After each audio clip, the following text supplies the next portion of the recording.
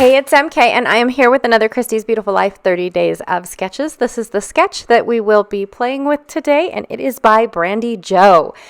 So it looks a lot like the sketch from last time, except for the fact that it's a little bit more torn, angles a little bit. I mean, like I was saying earlier, a lot of stuff has already been done, already been said in scrapbooking, and we're just keeping a fresh new outlook on it based off of our supplies and, our photos and our personalities, right? So I love this sketch, and I don't mind how many times I do it. So I have a few wood pieces here from Scrapbook Addicts. She has an Etsy store, and she is from Canada, and I am in love with her new wood products, you guys. They are amazing. I also have from Dusty Attic these amazing trees. They are called Winter Forest number 1. So I am going to use them, but clearly not for winter. But I'm going to use them up. And then I have some bits and pieces from 49 and Market, bubbles and trinkets, some die-cut trees that were gifted to me, and some pear tree wood pieces, as well as a foam title from Simple Stories Lakeside Collection. So a whole smorgasbord of goodies in there. I have the branding strip. Nope, this is a cut apart from Mountain Trek from Paper Rose. I have 2 fibers that I would like to play with, just little scraps and remnants. I'm not sure if both of them are going to make it on the layout, but they were sitting on my desk. A scrap of white cardstock, a scrap of Vicky Bouton paper, and some cardstock from my Tonic Studios craft kit that I receive in the mail once a month. I also have from Mountain Trek paper number F. Mountain Trek is a Paper Rose collection. You can't buy the papers individually. It's a whole collection as a kit, and I may have bought 2 or 3 of these collections because I love the colors. And then I found a new collection from Paper Rose. Now, I don't know if it's new, but it's new to me. And it's called Forest Trip. So I'm going to be using paper E in this collection. So Forest Trip, the only difference is the lack of green and yellow. So it's more on the blue and brown side, which you guys all know. I love blue and brown. So I'm going to go ahead and cut off all of these branding strips. And the branding strips, what's really cool is they are a little bit reusable. So that last paper moved on me a little bit when I went to go cut it, and I didn't pay attention to it. So I had to cut it a few more times, but it's not going to matter because that's the paper that I'm actually going to be ripping. So I decided that I'm going to rip on the side of the paper that tells me to rip. So I'm ripping opposite of what Brandy Jo has in her collection, and I'm ripping less because I'm just not sure what I'm going to be playing with. So I went ahead and I did my rips, got my little tears. I'm going to use my edge distressor to, peel it up and back a little bit. And then I'm going to try my hardest to put on these edges 1 or 2 or both of those trims that I have to play with. But first I want to see which way I like the wood grain. So I'm going to actually glue these 2 pieces of paper together as opposed to try to cut the pieces apart and get it to work. So that is that. And then I have, this is the piece that I'm going to end up doing, but it definitely needs to be a little bit darker. So I am going to take some ground espresso and spray that on there. Then I'm going to take some Nuvo Sparkle Spray in Morning Fog, which is kind of a silvery. Then I'm going to take Nuvo Mica Mist and in Antique Gold and spray that and get the color that I am looking for. Now, for the Mica Mists, I do have an extra spray bottle that is completely full of alcohol. So what I do is I use that nozzle for every color that I own. And then when I'm done, I stick the nozzle back into the alcohol and then squirt it until it comes out clean. That way, because it seems like seems like the Nuvo Mica Mist bottles, they come clogged. Like they're already there. So you do if you don't. I mean, they're just messed up to begin with. So I just don't even deal with it. And I always have a spare bottle of alcohol with the nozzle that fits in the Nuvo bottles because they are larger than our normal spray bottles. All right, moving on, I'm going to triple map my photo just because it's a single photo and I wanted to make sure that everybody knew that, it's a pretty good picture. It deserves a single page layout. And actually, it's just my boys on a camping trip. So I just wanted, it's not hiking, it's hiking, not camping. We're hiking. I apologize. But yeah, it's just an extra actually filler photo that I ended up doing a 2-page layout when I only planned a single page. So that gives me a gap in my album. And so this is basically a gap layout, a filler layout actually to fill the gap. So I'm going to cut my trim in half once it is dry, and then use some tear and tape to go ahead and hold it in place and get it to go down on my layout and just have it peeking out. I just felt like it needed something on the edge to transition from the wood grain into the mountain paper, especially up in that blue corner. The bottom corner doesn't really get a whole lot of love. It is just going to get some of that trim. But actually, I kind of forget about the bottom corner. Truth be told. But yeah, the upper piece, I'm enjoying the whole tucking and pocketing like this. I don't know how to say it, you guys. So I am going to take some ground espresso ink and go ahead and ink my edges. I'm super excited that I found my brown ink dauber to be able to do that again, because for a long time I was not able to do that. And then here I'm going to add this trim down at the bottom. I do have to scrunch it up in some places because there is like huge gaps. And it just would have looked weird had I not have scrunched it up. And then, like I said, I did not cut one of the papers correctly, so I was having a hard time lining it up. And then I finally just gave up and left it as is, and I will trim it down with my scissors once I figure out that, yeah, there's no way that I'm going to be able to get it to go straight. It's just crooked. So here is me. Trimming away at the paper and just trying to make it straight. Yep. Making sure that the tear and tape is holding everything. I'm going to put my photo right there over the mountains, so that way it looks like we've got a forest on both sides. It already did all the hard work for me. I love that. I'm going to banner piece part of my title. So I've got a really super long title, and I'm going to put it down at the bottom instead of up at the top because I felt like my photo needed a shelf to sit on. In all honesty. So, and I am going to push my photo up into the blue area quite a bit just because of the fact that I've got all that space. And then for Brandy Joe, she does have decorations in both corners, so the upper right and the lower left of the photo. She actually used 2 photos, and I stretched it to just have the one.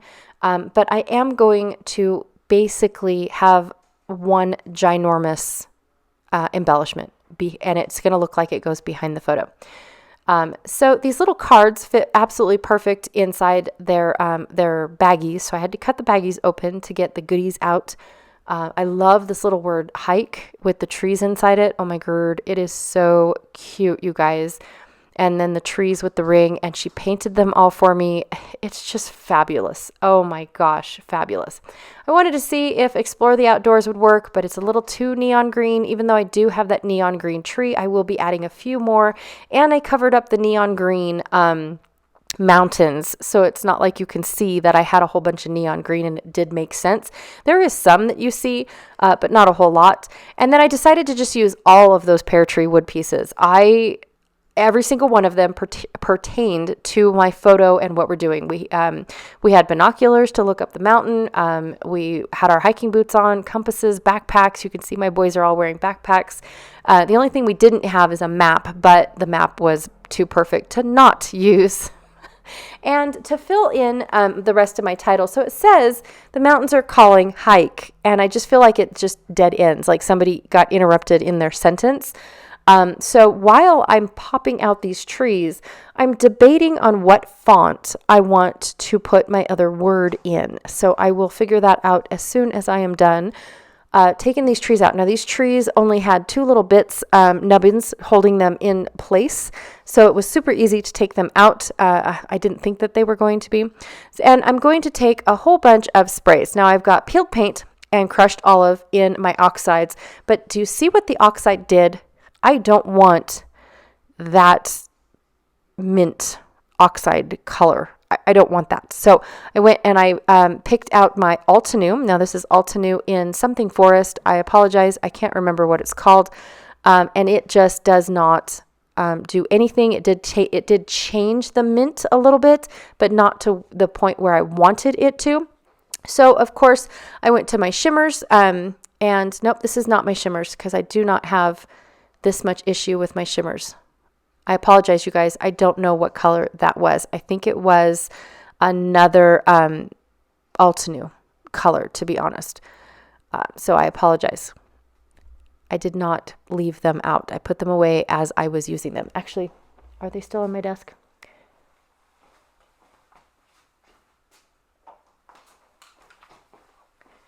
It is still on my desk, and it is Heidi Swapp Color Shine in Chartreuse. I love that color, and I'm almost out. I'm also taking my Espresso Brown Shimmer Pin from Close to My Heart, and I am filling in the tree trunks, and then I am just brushing up the paint up the tree trunk. I'm just using it as a water brush. I'm not really using it as a brown. And then of course I set them off to the side to dry.